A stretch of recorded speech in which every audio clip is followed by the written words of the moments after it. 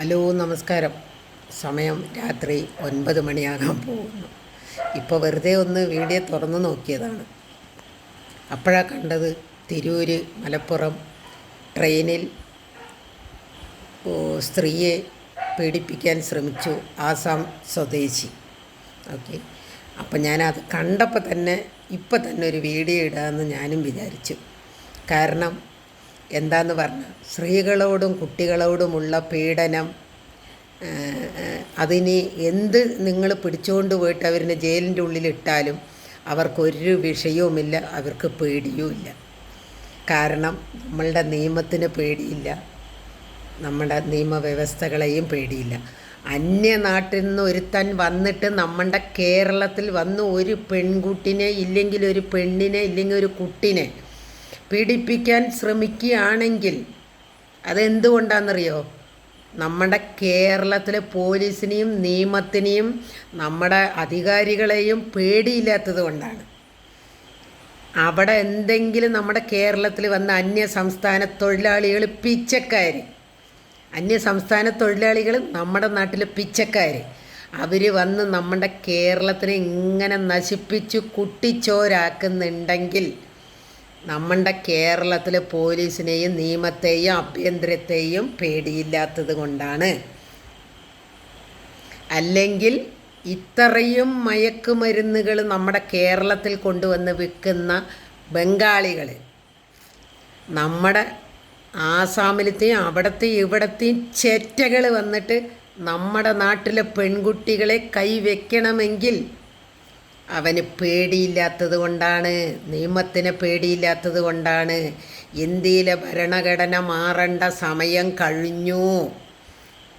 ഇത് ആരാണ് സ്ത്രീകളിൻ്റെ മാനത്തിന് സംരക്ഷണം ആരാണുള്ളത്?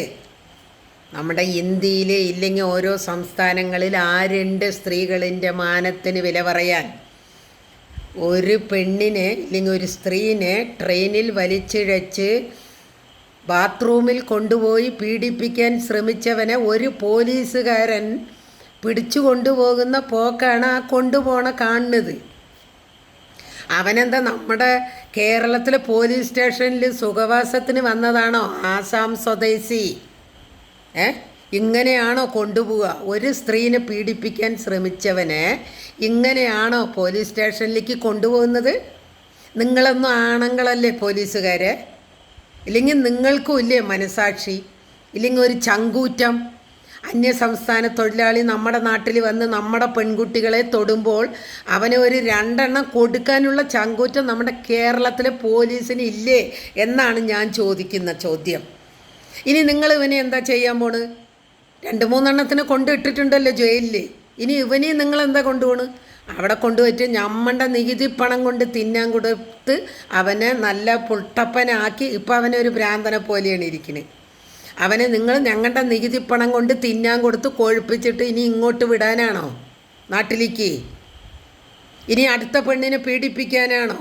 നിങ്ങൾ ചെയ്യുന്ന ഒരേ ഒരു തെറ്റ് നമ്മുടെ കേരളത്തിൽ ഇന്ത്യയിൽ നിയമവ്യവസ്ഥ മാറാത്തോടത്തോളം കാലം ഒരു പെൺകുട്ടിൻ്റെ മാനത്തിന് യാതൊരു വക വിലയും ഇല്ല. അവനെന്ത് സിമ്പിളായിട്ട് പോലീസുകാരൻ്റെ കൂടെ നടന്നു പോണ്? അവന് വല്ല പേടിയുണ്ടോ? പോട്ടെ, അങ്ങനെ നിങ്ങൾ അറിഞ്ഞ വസ്തുക്ക് ഒരു 2 അടിയെങ്കിലും കൊടുക്കായിരുന്നില്ലേ? ഇനിയിപ്പോൾ അവനെ കോടതി കൊണ്ടുപോയിട്ട് ഹാജരാക്കിയിട്ട് ജഡ്ജി എന്താ പറയാൻ പോണ്? തെളിവുണ്ടോ? എവിടെ വെച്ച് ചെയ്ത്, എവിടെ വെച്ച് പിടിച്ച്, എവിടെ എന്ത് ചെയ്തു എന്നൊക്കെ ചോദിച്ചിട്ട് തെളിവുണ്ടോ ചോദിക്കും. എന്നിട്ട് അവനെ റിമൈൻഡ് ചെയ്യും. എന്നിട്ട് ഞങ്ങളുടെ ജനങ്ങളിൻ്റെ പണം കൊടുത്ത് തിന്നാൻ കൊടുത്തിട്ട് അവന്മാരിനെ കല്യാണച്ചക്കൻ പോലെ ഒരു ഡോക്ടറിനെ കൊന്ന ഒരുത്തനുണ്ടല്ലോ, അവനിവിടുന്ന് കൊണ്ടുപോകുമ്പോൾ എങ്ങനെയുണ്ടായിരുന്നു, ഇപ്പോൾ അവൻ എങ്ങനെയുണ്ട്? ഞങ്ങളുടെ നികുതി പണം നിങ്ങൾ തിന്നാൻ കൊടുത്തിട്ട് ഈ നായ്ക്കളിനെയൊക്കെ ജയിലിൽ കൊണ്ടുപോയിട്ട് ഇടുന്നത് എന്തിനാണ്? എത്ര ഇത് പെണ്ണുങ്ങളിങ്ങനെ സഹിക്കും? എത്ര സഹിക്കും ഇത്? നിങ്ങളൊക്കെ എന്താ ചെയ്യുന്നത്? വല്ല ഉപകാരം നിങ്ങൾ ഇന്ത്യയിലായാലും കേരളത്തിലായാലും സംസ്ഥാനങ്ങളിൽ എവിടെയായാലും പെൺകുട്ടികളെ പീഡിപ്പിക്കുന്ന ആണുങ്ങൾക്ക് തക്കതായ ശിക്ഷ കൊടുക്കാൻ നിങ്ങൾക്കൊന്നും കെൽപ്പില്ലെങ്കിൽ ഇതുമാതിരിയുള്ള ആൾക്കാരിനെ നിങ്ങൾ ജനങ്ങൾക്ക് വിട്ടുകൊടുക്കും. അല്ലാതെ നിങ്ങൾ ഇതുപോലെയുള്ള കുറ്റവാളികൾക്ക് കൂട്ടു നിന്നിട്ട് അവരിനെ കൊണ്ടുപോയിട്ട് ഞങ്ങളുടെ പണവും കൊടുത്തിട്ട് തീറ്റിച്ചിട്ട് ഇനിയും ഇതുപോലെ കാമപ്രാന്ത് എടുത്തിട്ട് ഇറങ്ങാൻ വേണ്ടിയാണോ നിങ്ങൾ അവനെ പോലീസ് സ്റ്റേഷനിലേക്ക് കൊണ്ടുപോയിട്ട് ഇങ്ങനെ ഇറങ്ങി വരുന്നത്? ഇങ്ങനെയാണോ ഒരു പീഡകനെ കൊണ്ടുവരുന്നത്? ഇല്ലെങ്കിൽ ഒരു കൊലയാളിനെ കൊണ്ടുവരുന്നത്? ആണോ? നമ്മുടെ ഈ നാട്ടിൽ ഒരു പട്ടിണി കിടക്കുന്ന ഒരു പാവപ്പെട്ടവൻ കുറച്ച് അരി കട്ടെടുത്തു, കുറച്ച് മുളക് പൊടി കട്ടെടുത്തു എന്ന് പറഞ്ഞ് തല്ലിക്കൊന്ന നാടാണ് നമ്മുടെ കേരളം. ആ നാട്ടിൽ ഇന്ന് അന്യ സംസ്ഥാന തൊഴിലാളികൾ വന്നിട്ട് കഞ്ചാവും എം ഡിയും എല്ലാ ലഹരി വസ്തുക്കളും കൊണ്ടുവന്ന് ഇതുപോലെ പീഡിപ്പിച്ച് ഇതുപോലെ നമ്മുടെ നാട്ടിനെ കുട്ടിച്ചോരാക്കി വെച്ചിരിക്കുകയാണ്. നമ്മുടെ നാട്ടിലത്തെ ഓരോ മക്കളും നശിച്ച് നാരണക്കല്ല് കുത്തിപ്പോയിരിക്കുകയാണ്, കുടിച്ചിട്ടും വലിച്ചിട്ടും ഒക്കെ. അത്രമാത്രം നമ്മുടെ കേരളത്തിൽ ഇപ്പം നിറഞ്ഞിട്ടുണ്ട്. 4 കള്ളോട്ടിന് വേണ്ടിയിട്ടാണോ നിങ്ങൾ ഈ വക അന്യ നാട്ടിലെ പിച്ചക്കാരനെ നമ്മുടെ നാട്ടിൽ അവർക്ക് അധികാരവും കൊടുത്തിട്ട് ഇരുത്തിയിരിക്കുന്നത്?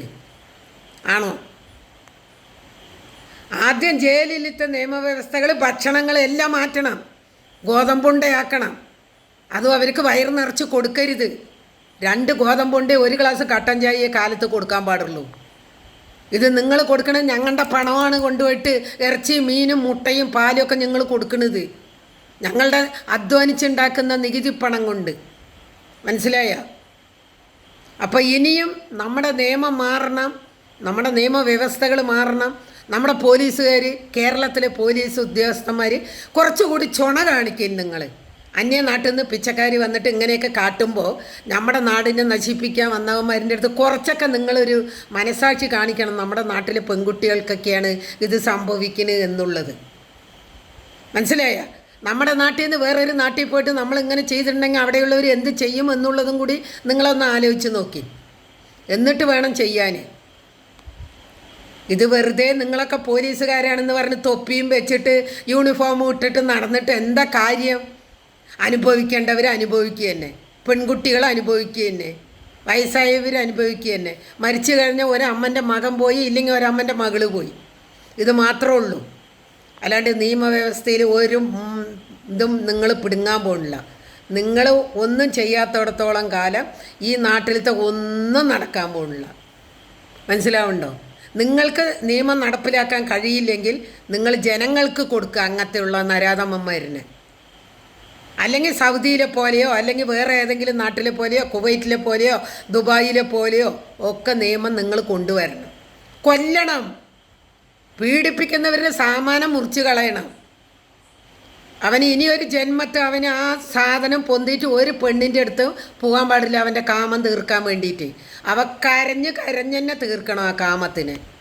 അങ്ങനെ ആയിരിക്കണം നിങ്ങൾ ഈ നിയമം ഇനിയെങ്കിലും കൊണ്ടുവരുന്നത്. പെണ്ണുങ്ങളിൻ്റെ മാനത്തിന് ഒരു സംരക്ഷണവും നമ്മുടെ നാട്ടിലില്ല, ഇനിയൊട്ട് ഉണ്ടാകാൻ പോണുമില്ല. ഏത് ഭരണാധികാരികൾ വന്നാലും പെണ്ണുങ്ങളുടെ മാനത്തിന് ഒരു സംരക്ഷണവും ഇല്ലാത്തതാണ് ഇനിയുള്ള കാലങ്ങൾ വരാൻ പോണത്. അവനവന് സംരക്ഷിക്കാൻ പറ്റിയാൽ സംരക്ഷിക്കുക, ഇല്ലെങ്കിൽ അനുഭവിക്കുക. നിങ്ങൾ പിടിച്ചുകൊണ്ട് പോയിട്ട് ഒരു ചുക്കും ചെയ്യാൻ പോണില്ല. അപ്പോൾ ഇത്രയും പറഞ്ഞുകൊണ്ട് ഞാൻ എൻ്റെ ഈ ഒരു ഇത് നിർത്തുന്നു. മടുത്തു എനിക്ക് ചാനലിൽ ഇങ്ങനെ പറഞ്ഞ് എനിക്ക് മടുത്തു എനിക്ക്. കാരണം പിന്നെയും അന്യനാട്ടിൽ നിന്ന് ആൾക്കാർ വന്നിട്ട് കഞ്ചാവും അതും ഇതും പിന്നെ പീഡനവും പിന്നെ എന്താ പറയുക, ഇനി ഇല്ലാത്ത ഒരു തെമ്മാടിത്തരും നമ്മുടെ നാട്ടിൽ അന്യനാട്ടിൽ നിന്ന് വരുന്ന സംസ്ഥാന തൊഴിലാളികൾ ചെയ്യാത്തതില്ല. മനസ്സിലാവുണ്ടോ? നാണക്കേടാകുകയാണ് നമ്മുടെ കേരളത്തിലെ സ്വന്തം ദൈവത്തിൻ്റെ നാടാണ് പറയാൻ നാണക്കേടാണ് എനിക്ക്, നാണക്കേട്. അതുപോലെ ഇന്ത്യ നമ്മുടെ നാടാണെന്ന് പറയാനും നാണക്കേടാണ്. കാരണം അത്രയ്ക്ക് അതമ്പതിച്ചു പോയിട്ടുണ്ട് ഇന്ത്യയും നമ്മുടെ കേരളവും എല്ലാ നാടും. അതിന് ചങ്കൂറ്റുള്ള ആണുങ്ങളാണ് വരേണ്ടത്. തമിഴ്നാട്ടിലെ വിജയ് വന്ന പോലെ വരണം, ഇനി വരണം, എന്നാലേ ഒരു മാറ്റം വരുള്ളൂ. അപ്പോൾ ഓക്കെ, എല്ലാവർക്കും ഒരു ഗുഡ് നൈറ്റ്. സ്നേഹം മാത്രം.